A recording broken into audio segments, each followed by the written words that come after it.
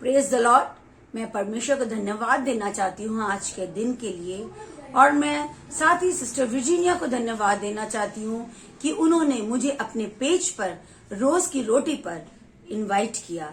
इसके लिए मैं परमेश्वर को धन्यवाद देती हूँ कि हर योजना परमेश्वर के तहत बनती है, हर योजना परमेश्वर बनाता है कि आज मैं आपके बीच में कुछ वचन से पेश कर सकूं।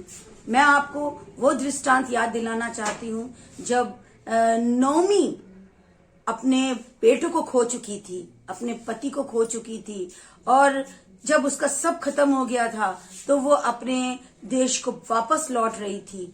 तब उसने अपनी दोनों बहुओं से कहा कि तुम अपने अपने घर चली जाओ, क्योंकि अब तो ना मेरे बेटे हैं और ना अब मेरा कोई बेटा होगा, क्योंकि वो बूढ़ी थी और उसका पति भी खत्म हो गया था। इसलिए उसने अपनी बहुओं से कहा कि तुम अपने अपने घरों को लौट जाओ। रूत की जेठानी तो लौट गई, लेकिन रूत ने इस बात पर मंजूरी नहीं दी। उसने अपनी सास से कहा कि मुझे अपने को त्यागने की अनुमति ना दे। जहां तू जाएगी वहां मैं जाऊंगी, तेरे लोग मेरे लोग होंगे, तेरा परमेश्वर मेरा परमेश्वर होगा, इसलिए मैं तेरे साथ रहूंगी। कितना बहुत बड़ा ये स्टेप उसने उस समय उठाया कि उसने अपनी बुजुर्ग सास को नहीं छोड़ा, उसने अपने एल्डर को नहीं छोड़ा, क्योंकि वो चाहती तो वो चाह सकती थी, लेकिन हम को ये चीज देखनी है कि हम किस समय कौन सा स्टेप उठा रहे हैं। हम क्या परमेश्वर को आगे रख के अपने कामों को कर रहे हैं कि नहीं कर रहे हैं।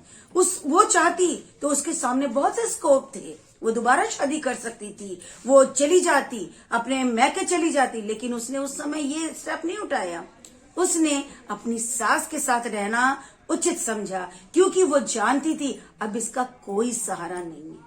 उसने ये देखा कि अब इसको देखने वाला कोई नहीं है, इसलिए वो अपनी सास के साथ रही। उसने उस समय अपनी सास नहीं देखी, उसने माँ देखी, उसने एक औरत देखी जिसका कोई सहारा नहीं था। जबकि उसने कहा तेरा परमेश्वर मेरा परमेश्वर होगा, वो किसी भी जाति से आई हो, लेकिन जब उसकी सास ने, जब वो इस परिवार में आई तो नौमी का परमेश्वर इसका परमेश्वर हो गया, और इसने अपने आप को पूरी तरीके से नौमी के सामने अपने आप को समर्पित कर दिया।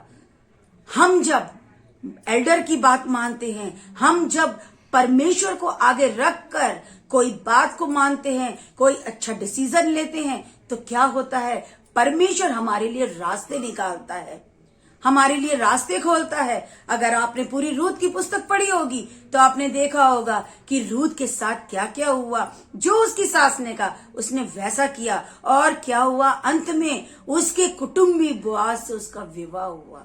उसको फिर से उसको वो उपलब्धियां प्राप्त हुई, फिर से उसका परिवार बन गया, फिर से उसको बहुत कुछ मिल गया जो कि उसका खो गया था। और उसकी सास को पहले वो बहू थी, उसके रूत उसके लिए बहू थी, लेकिन अब वो बेटी होके उसकी सेवा करने लगी।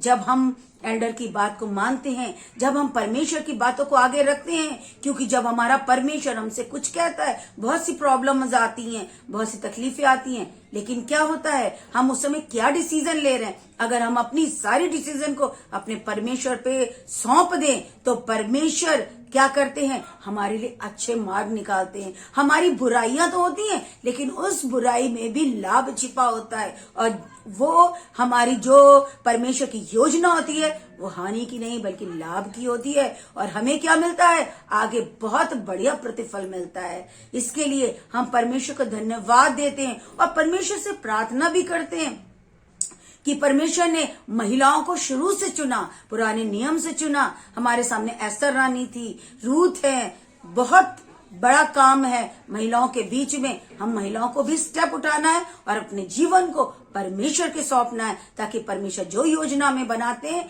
वो हमारे लिए हानि की नहीं वरन लाभ की होती है। Praise the Lord.